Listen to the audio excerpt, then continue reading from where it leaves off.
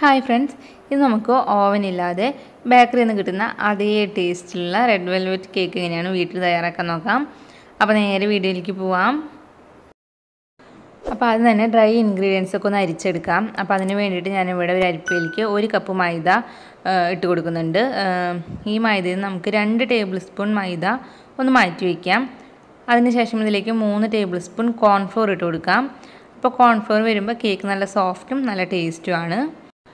ഇനി ഇതിലേക്ക് നമുക്ക് 1 ടീസ്പൂൺ കൊക്കോ പൗഡർ ഇട്ട് കൊടുക്കാം.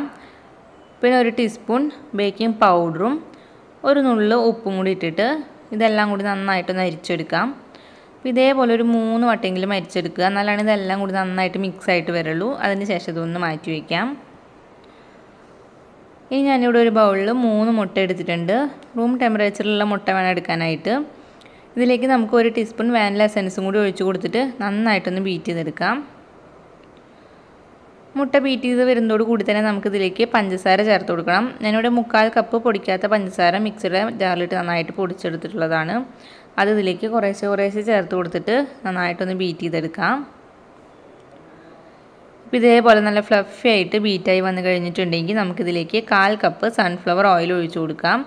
അതിനുശേഷം ബീറ്റർ ഫസ്റ്റ് സ്പീഡിലിട്ട് ജസ്റ്റ് ഒന്ന് മിക്സ് ചെയ്തെടുക്കുക. അപ്പോൾ സൺഫ്ലവർ ഓയിലോ അല്ലെങ്കിൽ ഏതെങ്കിലും വെജിറ്റബിൾ ഓയിൽ എടുക്കാനായിട്ട് നോക്കുക. പിന്നെ നമുക്കിതിലേക്ക് 1/4 കപ്പ് റൂം ടെമ്പറേച്ചറുള്ള പാലും വേണം. അതും കൂടി ഒഴിച്ച് ഫസ്റ്റ് സ്പീഡിലിട്ട് ജസ്റ്റ് ഒന്ന് മിക്സ് ചെയ്തെടുക്കുക. ഇത്രയും മതി. ഇനി നമുക്കിതിലേക്ക് നേരത്തെ മാറ്റി വെച്ചിട്ടുള്ള ഡ്രൈ ഇൻഗ്രീഡിയൻസ് കുറേശ്ശെ ചേർത്ത് കൊടുത്തിട്ട് ഒന്ന് മിക്സ് ചെയ്തെടുക്കാം. അപ്പോൾ ഡ്രൈ ഇൻഗ്രീഡിയൻസ് ഇതിലിട്ട് മിക്സ് ചെയ്യണതോടൊപ്പം തന്നെ ഞാനിതിലേക്ക് റെഡ് ഫുഡ് കളറും കൂടി ചേർത്ത് കൊടുക്കുന്നുണ്ട്.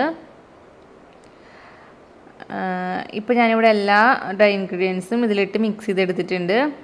ഇനി ഞാൻ ജസ്റ്റ് ഒന്ന് ബീറ്റർ വെച്ചിട്ട് ഒരു 2 സെക്കൻഡ് ഒന്ന് ബീറ്റ് ചെയ്തെടുക്കുന്നുണ്ട്. എല്ലാം കൂടി ഒന്ന് ജസ്റ്റ് മിക്സ് ആയി കിട്ടാൻ വേണ്ടി മാത്രമാണ്.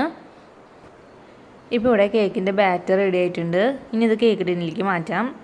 അപ്പോൾ കേക്ക് ടിന്നിൻ്റെ സൈഡിലും നടുക്കിലൊക്കെ ഓയിൽ തടവിയിട്ട് ബട്ടർ പേപ്പർ വെച്ച് കൊടുത്തിട്ടുണ്ട്. ഇതിലേക്ക് നമുക്ക് ബാറ്റർ ഒഴിച്ചു കൊടുക്കാം. അതിനുശേഷം നന്നായിട്ടൊന്ന് ടാപ്പ് ചെയ്ത് കൊടുക്കുക. ഇനി നമുക്ക് ബേക്ക് ചെയ്തെടുക്കാം. അപ്പോൾ ഞാൻ ഇതുപോലത്തെ ഒരു പാത്രത്തിലാണ് ബേക്ക് ചെയ്തെടുക്കുന്നത്. ഇത് നമ്മളൊരു 10 മിനിറ്റെങ്കിലും പ്രീഹീറ്റ് ചെയ്തിട്ടുണ്ടാവണം. അതിലേക്ക് കേക്ക് ടിൻ വെച്ച് കൊടുത്തിട്ട് ലോ ഫ്ലെയിമിൽ വെച്ച് കൊടുത്തിട്ട് 1 മണിക്കൂർ സമയമാണ് കേക്ക് സെറ്റ് ആവാനായിട്ട് വേണ്ടത്. ഇപ്പോൾ ഇവിടെ 1 മണിക്കൂർ കഴിഞ്ഞിട്ടുണ്ട്. കേക്ക് കറക്റ്റായിട്ട് പൊന്തി ബേക്കായിട്ട് വന്നിട്ടുണ്ട്. ഇനി നമുക്ക് പുറത്തേക്ക് എടുത്ത് വെച്ചിട്ട് നന്നായിട്ട് ചൂടാറാനായിട്ട് മാറ്റി വയ്ക്കാം. ചൂടാറി കഴിയുമ്പോൾ 3 ലെയറായിട്ട് കട്ട് ചെയ്തിട്ട് മാറ്റി വയ്ക്കാം.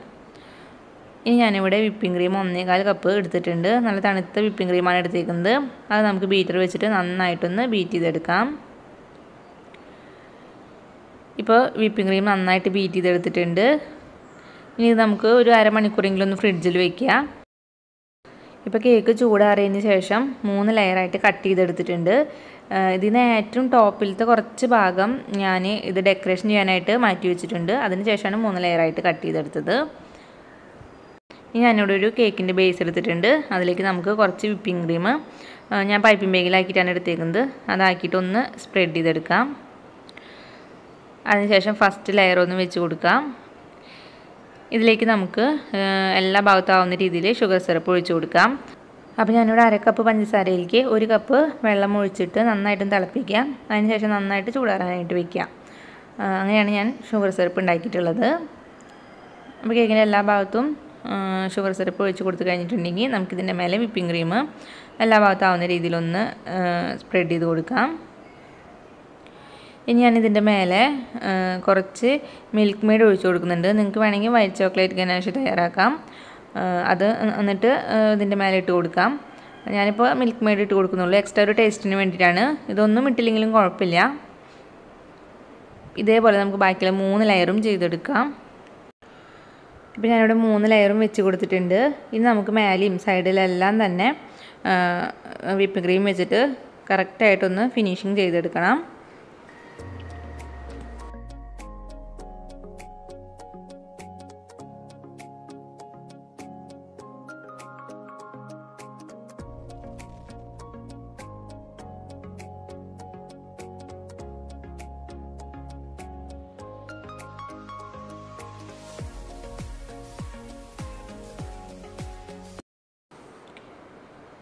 ഇനി നമുക്ക് ഇതിൻ്റെ മേലെ നേരത്തെ മാറ്റി വെച്ചിട്ടുള്ള കേക്കിൻ്റെ പൊടി വെച്ചിട്ട് ഒന്ന് ഡെക്കറേഷൻ ചെയ്ത് കൊടുക്കാം. അപ്പോൾ ആ കേക്കിൻ്റെ പൊടി നമുക്ക് പൊടിച്ച് വെച്ചിട്ടുള്ള അത് മിക്സഡ് ജാറിലിട്ടിട്ട് ഒന്ന് നന്നായിട്ടൊന്ന് പൊടിച്ചെടുക്കുക. അതിനുശേഷം നമ്മളൊരു പാനിൽ വെച്ചിട്ട് ജസ്റ്റ് ഒന്ന് ചൂടാക്കിയെടുക്കുക. തീ കുറച്ച് വെച്ചിട്ട് ഒന്ന് ചൂടാക്കിയെടുക്കുക.